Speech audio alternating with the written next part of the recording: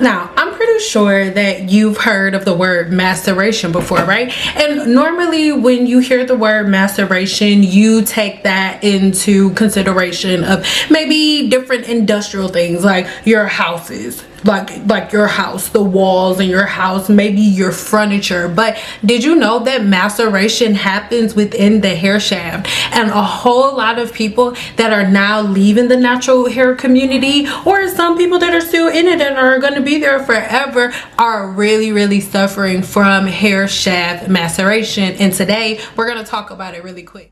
Let's hop right into it. Now, maceration, as it pertains to the hair shaft, is a condition that takes place when the hair shaft is forced to be swollen for long periods of time. Maceration is a hair shaft disorder that is attacking the hair's cuticle. Now, when the hair's cuticle is under attack, you might as well throw the whole hair shaft in the trash, because the hair shaft is broken down into 3 different layers. The hair's cuticle, which protects everything, the cortex, which holds all of the melanin that is determining what color your hair is, and the bonds, right? And one of those main bonds is the disulfide bond, and the more disulfide bonds you have within the cortex of the hair shaft, the curlier the hair is, right? And then we have the medulla. Not everyone has a medulla. We'll talk about that in another video. Actually, I already did here. Go watch it. We're talking about the cuticle. The cuticle is that very first layer. So if you have any form of maceration on the hair's cuticle, baby, most likely your hair is at the beginning stages of getting ready to fall out. So this is why. So let's dive deeper into some of the causes of hair follicle or hair shaft, maceration. Now again, maceration is damage to the hair's cuticle when the hair's cuticle becomes swollen or softened due to hair shaft being wet for long periods of time. The human hair shaft is not supposed to stay wet. Nothing on this earth is supposed to stay wet. If this dresser that's right here just sat wet all day, eventually by the end of the day, this paint is going to start to chip off. And by the end of the month, if I keep doing that, the wood will begin to rot, literally rot, and grow bacteria. We think, but for whatever reason, we understand that water will cause damage to any type of tool or anything that we have, but it won't do it to our hair. That's interesting. Let's keep going. Now, this is really important. A lot of people will experience hair shaft maceration after summer months, right? If you are constantly going swimming all the time, and if you're going swimming on a daily basis within the summertime, then after you are coming back from the swimming pool, you're not necessarily drying your hair and stuff. You're letting it air dry, and after a while, right, that ends up leading to hair shaft miniaturization. And what would be crazy,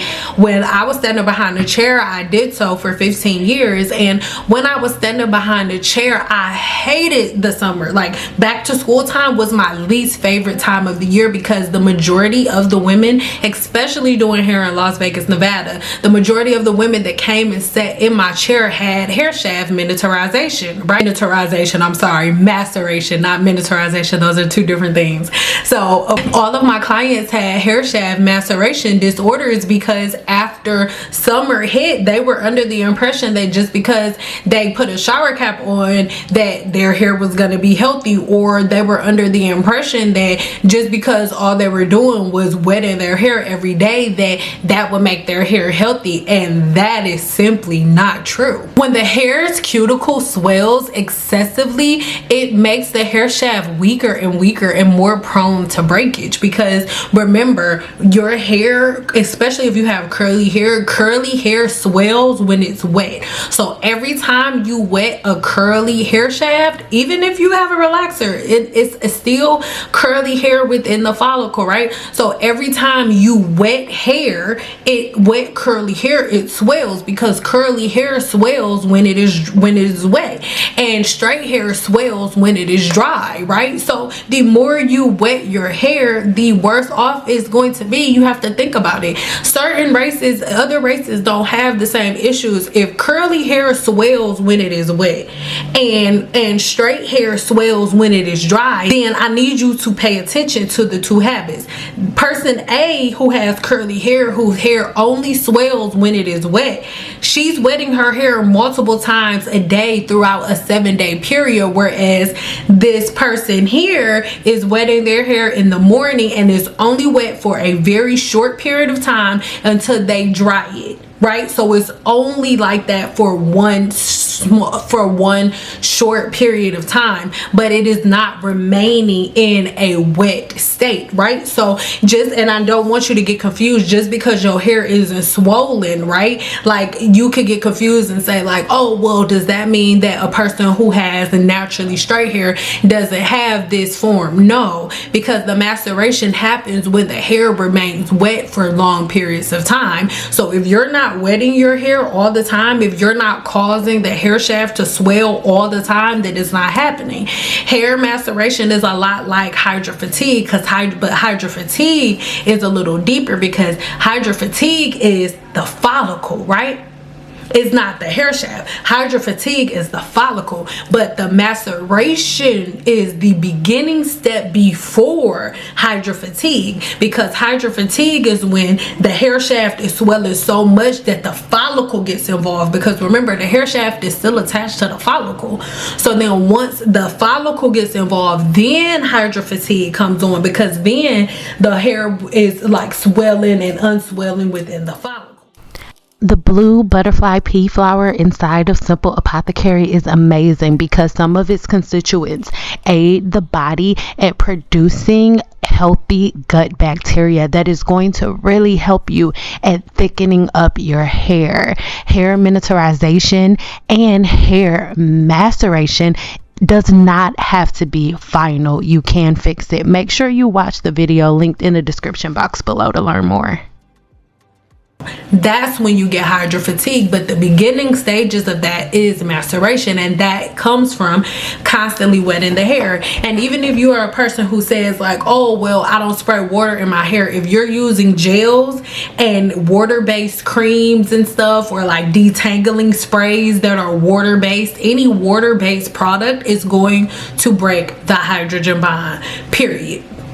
So, and I have proof of that. Go get your hair bone straight and then take a water-based leave-in conditioner, not water, just a water-based leave-in conditioner, or that same detangling spray. Go detox your hair, go get a silk press, and then spray that same detangling spray on your hair and see what happens. It's gonna revert back. Why? Because it's water.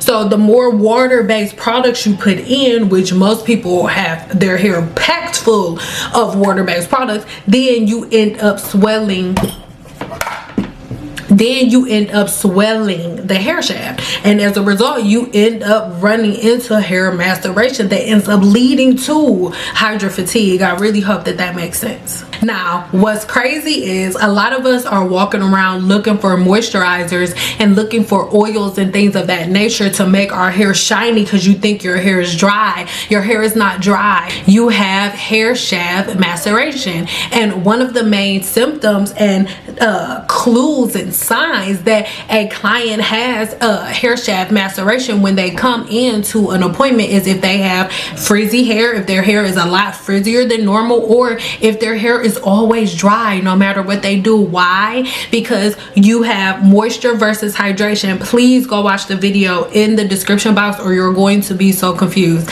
because there is a very big difference between moisture and hydration. Moisture is for the cuticle, hydration is for the cortex. But if you have a hair shaft maceration, your hair's cuticle is damaged. It has holes in it, so there's no way that you can hold on to the moisture on the outside to protect the inside of the hair shaft,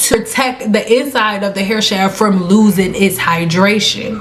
right? Because the hydration lives in the cortex. The moisture and hydration balance is balanced by having proper practices on the cuticle of the hair shaft. Moisture is for the cuticle. So if the cuticle is damaged, if you have hair shaft maceration, you are going to have dry, frizzy hair, no matter what product you put on it. So if you are a person who suffers from dry, frizzy hair, no matter what products you use, most likely you are a person who is suffering from hair maceration, and it is imperative that you change your practices before the hair shaft maceration turns into hydro fatigue. There are steps and methods to it, and I think the thing that confuses most people is most people have not went to school to be educated on the different types of hair shaft disorders and their types of progresses, right?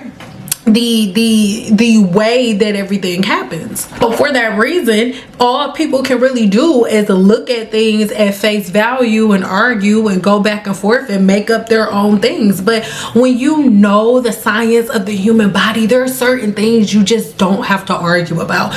Do your own research. Hair shaft maceration. Let's keep going. So imagine this. Imagine you have hair shaft maceration and you're doing the lock method, and you're doing wash and goes, and you're doing twist outs, and you're doing styles that cause you to be in your hair for 8 hours. I know a lot of people like to argue, but I don't care what anybody says.